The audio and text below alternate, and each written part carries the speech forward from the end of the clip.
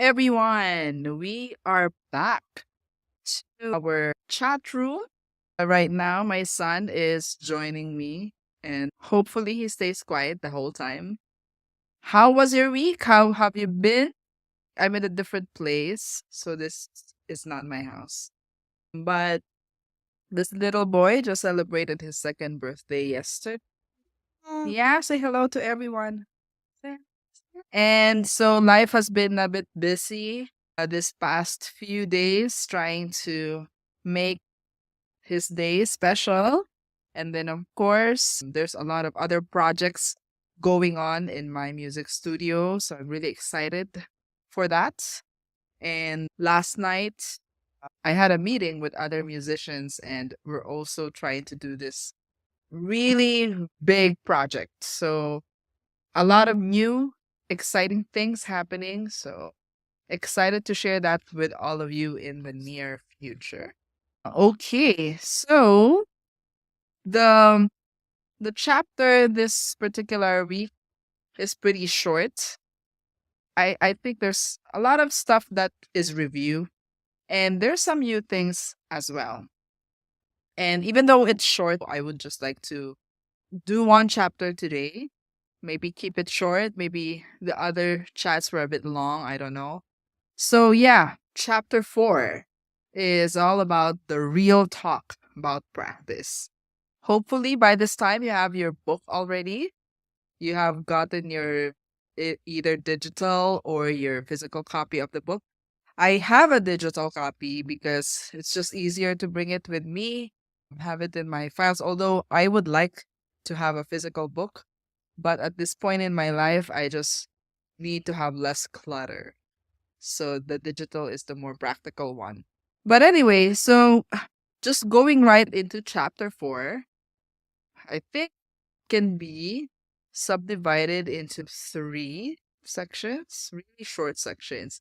And in the beginning, she reviews the idea or revisits the idea about practicing being hard. And I like that she's not downplaying practice because while practice can be positive and it should be fun, at the same time, there is the hard part that goes with it.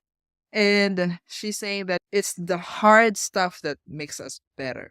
And I think that's not a new idea that she has mentioned over and over in the first few chapters. And she was sharing more about her survey.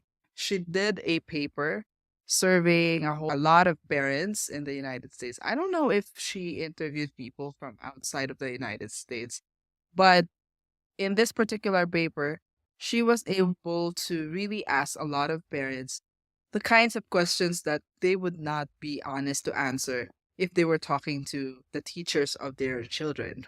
But since uh, Goodner is like a third party or like outside of the circle of the parents that she interviewed, then it was easier to be honest with her.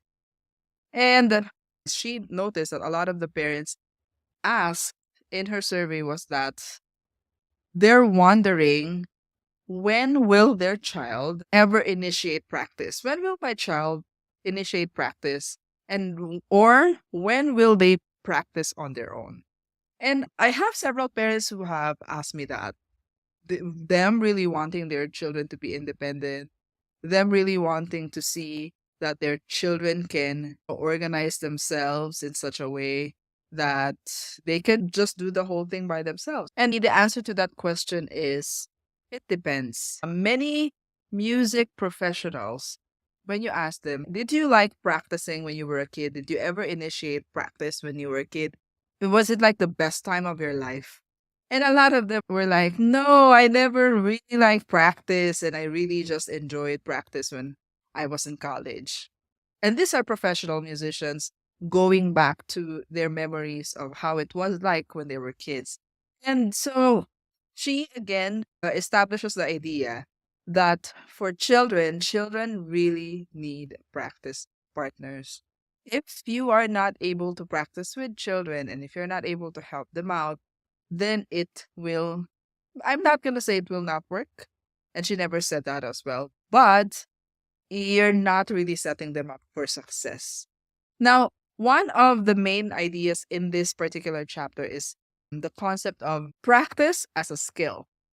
Many times we think of music as a skill, and it is. To be able to play an instrument is a skill, and you have to go through a lot of technical difficulties, and you have to do a lot of stuff to be able to get to a point where you have a very high musicianship and high performing level. But she's saying practice skill is altogether different. Okay? Many musicians like the idea of practicing pieces, but not the technical stuff. And I have students like that. They like to play their pieces, the Suzuki pieces, but then when you ask them, did you do your scales? Did you do your warm ups? No. And they didn't even do it once during practice at home.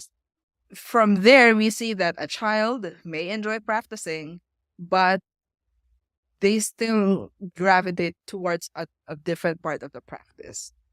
Technique is the hard part of the practice. Many professionals don't like to do it. Even pros, they have a routine where they can get into a practice mode. And most of the time, young musicians would just obey their parents or their teachers, but they don't really see the long term payoff of this. She did say that for children to be able to develop the habit of practice or develop the skill of practicing, as parents, we need to remind, we need to elaborate routines. And the more that you continue doing that with them, then they will develop their practice skill and not even the instrumental skill. The child may not be able to develop that much in their playing skill, but they can develop in the practice skill or vice versa. And that skill of practicing depends a lot on the parents. Many times parents complain of, oh, I'm so tired of reminding my child. When will I stop reminding them? When will they get to that point where I stop reminding them? And like we have learned from last week, sometimes this self-motivation kicks in well into the teen years and even into, for some late bloomers, into their college years. And so, because children are not really motivated so much with a long term goal or the long term payoff, as parents, you have the responsibility to be the one to hold on to those. Because, yes, there will be days when you come home from work and you're just tired and you just don't want to practice, and that's it for you for the day, and you just don't want to be in this mode where you're going to be fighting with your kid, or it's just been a bad day, stuff happened at work, and you may not be tired, but you're just not really in the mood, or you notice that your child is not in the mood and you don't want to fight that. So things happen. But the long term goals of wanting to learn music, of why music is important, keep that in mind. And then don't get too affected with your child's attitude towards practice, or maybe your own attitude towards your child's practice. So I think that's just a review, really. But instead of looking at practice as keeping it positive, she's asking us to look at the same information from a different angle. And that angle is looking at practice as a skill. It is a skill that can be learned, and it's something that is different from learning the instrument, learning the technique of playing the instrument. Now, one thing that I really, really love about this chapter is the idea of the prefrontal cortex playing a role in how we do things. Now, she said that practicing music takes planning, organization, and high level thinking skills.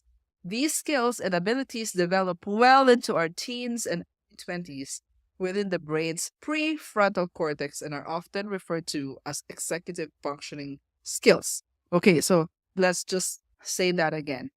So all of us, we have, of course, our frontal lobes, and then we have the prefrontal cortex. And this is the part of the brain that is responsible for planning, for organizing, those high level thinking skills, basically. And or often referred to as executive functioning skills.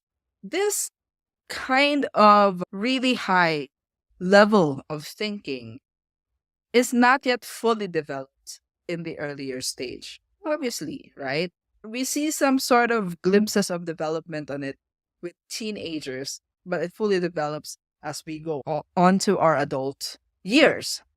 Now, there's this lady. Her name is Emily Howe, and she's a teacher and an executive function coach. She likened the prefrontal cortex or the executive functioning skills to the air traffic control tower. My husband is a missionary pilot, and every now and then he would talk to me about certain things about flying. Some of them would go over my head, and sometimes I catch the idea. And so basically, what is an air traffic control tower? From what I remember, from what my husband has described to me, in every airport, there's the air traffic control tower, and they're basically the ones who where all of the planes are that is within their airspace. And so they would be the ones to command, okay, you're good to take off because the air is clear, or you have to wait because this particular plane is about to land. So they make sure that everything in the airport is organized for takeoff and landings. And without them, it would be chaotic. Maybe planes will be bumping onto each other and stuff like that. So they talk through the radios, and the pilots are able to hear them through their earphones, and they will be the one, okay, after this particular plane, it will be your turn, something like that. Like in Manila, my husband flew there before, and the traffic was really heavy. You would think, oh, the sky is so vast and wide, and how can there be traffic? But there is, because there's a certain path that these planes need to follow. And he was in a holding pattern because he had to wait for several of the planes to land before he can land for himself. Or sometimes he would get priority landing because he has a patient that's about to die and they needed to land right away. So it's the air traffic control tower that like manages and organizes the stuff. So here, Emily Howe said that we have that kind of workings in our brain. And our air traffic control tower is what you call the executive functioning skills. That is our prefrontal cortex. And she said, your brain is bombarded with information every second. And so your executive function skills, which don't fully develop until age 25, are responsible for deciding how to prioritize, remember, process, and organize that information. So basically, any information that comes into us, that prefrontal cortex will, okay, do I prioritize this information? Oh, it's not really important. Okay, put it in the subconscious. Or do I need to remember this? You process, you organize all that information.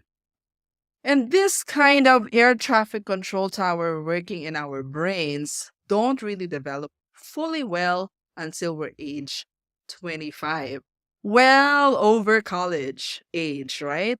That's the air traffic control tower of the brain. It's the impulse control. It's the emotional control. It's giving us the ability to sustain our attention. If we know that there's something really important, then we kind of like give focus to it. It's this part of the brain that says, okay, you need to really put your full attention to it and sustain it for 25 minutes.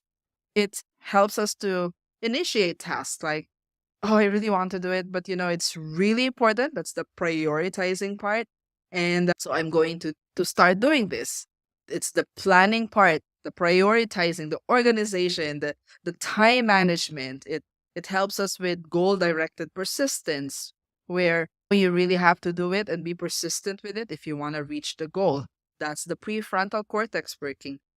Flexible thinking, working memory, all of this high executive functional skills of the brain. And so when we expect the child to practice by themselves. Basically, we're trying to tell them, hey, I need your not so fully formed, not so fully developed executive functioning skills to develop right now because I'm busy and you need to just practice by yourself. Would a child looking at the piece, would they be able to look at it and say, I'm going to prioritize this particular section because I know that's what's good. I am going to try and remember this part and then this part. No.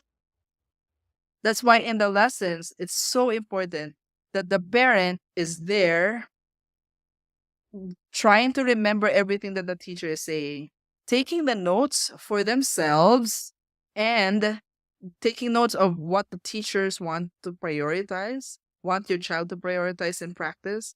And then you will help organize that information so that later, when you practice with a child, you have a certain process. So basically, at this age, at this young age, you are the fully developed prefrontal cortex of your child. Yes, they will have their own way of thinking, they will be independent, they will be able to develop it, but at this point, you have to be doing it for them. There's this lady, she said, if you have observed that your child can do their chores without being told, and if you see that they're organizing their schedule and they are organizing events in their lives that they don't need you anymore, or they are able to think ahead and plan ahead for the things that will happen in their life, then maybe they don't need you anymore in practice. But if you see yourself constantly, hey, Hannah, I need you to brush your teeth. Don't forget. These things that we as parents get tired of because why do I have to always tell you, I told you this, I told you that? It's because their brain does not really have the capacity to remember it. The executive functioning skills in the brain has not yet fully developed. And as a parent, we are the executive functioning brain for them. Okay? Some habits will latch quick for some children, and for some, it will take years. There was this lady that she talked to, and she said that they tried training their child around 2, 3 year old to clean up the table and load the dishwasher. And then when it's done, put away the dishes, right? I mean, that's 2 years old. So what do you expect? So they're going to blunder along the way. And by the time he was 7, he was able to execute that routine of cleaning up after dinner perfectly. He would wipe everything, he would put them in the dishwasher, turn it on by himself. When it's done, he will put it away by himself without the help of his parents. And that's just one habit that they helped him develop. And that took years. So it's the same thing with the habit of practice. You have to be guiding, consistently being there, telling them to do things in a certain order, in an organized manner, and of course, always showing up, if possible, on the same time. And then they will know that it's there, it's a part of their routine, and after a while, they will keep doing it. I really appreciate that information because that tells us as teachers and parents that what we may be telling them may not necessarily be falling on deaf ears. It may not be because they're not being obedient or they're being rebellious, but it's something to know that they're just going through a natural stage in life. And so for us, we just need to be more patient and more understanding. Another section of that particular chapter, she did say that one of the things that we can understand in guiding them to practice is being able to tell the signs of frustration.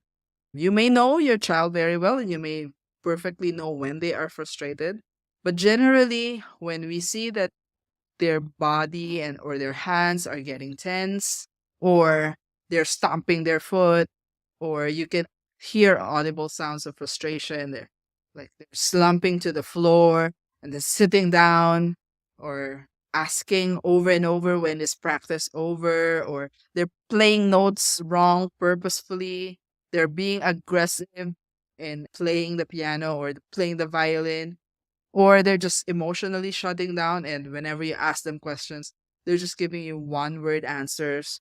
And then, of course, the very obvious full blown tears and meltdown. I have seen that during lesson, and I have had parents say that to me, that those things happen in their practice time. Whenever frustration creeps in, one of the tips that she did mention was to try to just have a short break and then regroup. Okay, when he is not overwhelmed anymore, then we can either break up the assignment into a shorter, smaller, easier chunk. And this was an idea that she also did mention in her last chapter. And practice sometimes may be good the day before, and you're like wondering, what's so wrong with today? We're doing the same things, but it's just not working. Okay. But it's always different, right? Even professionals, they've always had times where it's just a good day, and there's just days when it just doesn't work. And so we stop, we regroup, we take a break, and then we try to go back to it again.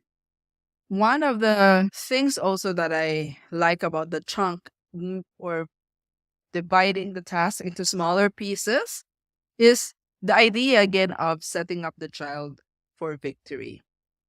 Make it so easy that it's so silly not to do it. Okay. And then, of course, in dealing with the frustration, what is causing the frustration?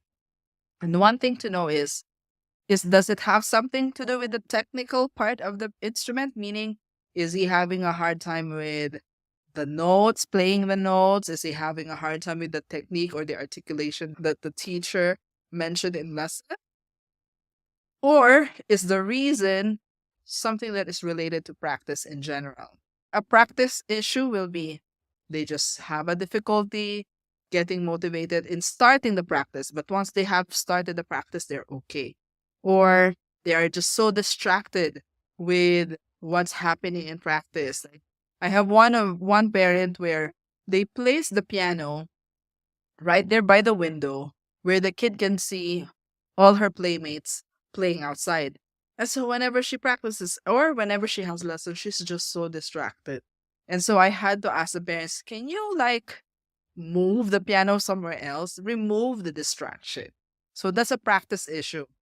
But if it's a technical issue, of course, like I said, they're having problems with just repeating several times in a row, or holding the violin a certain way because they got used to what is comfortable for them, but was wrong in the first place. So once you as a parent kind of like see whether it's a practice issue or a technical issue, if it's a technical issue, you cannot really do something much about that because that's really the teacher's problem. But the best you can do is maybe ask your teacher some question. He's having a difficulty in this part. What are the ways that we can make it easier for him? But practice issue will depend on you a lot as parents because you would know. It's more of the practice issue is more of like, I think, something that connects more to the emotional quotient of the child. And you would know how to, if it's a distraction, try to remove it instead of fighting first. So anyway, those are just my personal examples. Maybe I'm not understanding it well, or how I'm understanding it's a bit limited. So you can also, of course, give me your feedback with regards to that. So signs of frustration, knowing them, identifying them before they get into this full-blown frustration, and then identifying what is the cause of frustration. That should help the practice get better. Now, and so I think that is it for that chapter. And she did say, I think there's two takeaways that I would share with you in this particular chapter. And that is for every parent, when you're signing up for music lessons, this is what you're really signing up for. Know that you have to practice with a child. It will be hard, but the payoff is great. There will be highs and lows, There will be joy and frustration and everything in between. You have to accept that. And then the second one is lessons do not mean your child is in it alone. You are committing to help and support throughout the process of learning. And maybe well until their prefrontal cortex is fully developed. And that's it for the fourth chapter, Real Talk About Practice. And I hope that you were able to glean some things from it and that you have a good practice this week with your children, or for teachers, have more patience with our students as we help them deal with the difficulties of playing an instrument. I hope that you're all enjoying your musical journey. It may be hard, it may be so exciting, or you may be in this difficult stage in your journey. I don't know where you are, but I just do hope that this short chats give you encouragement and inspiration. And I'll see you next week for the next chapter. Bye for now.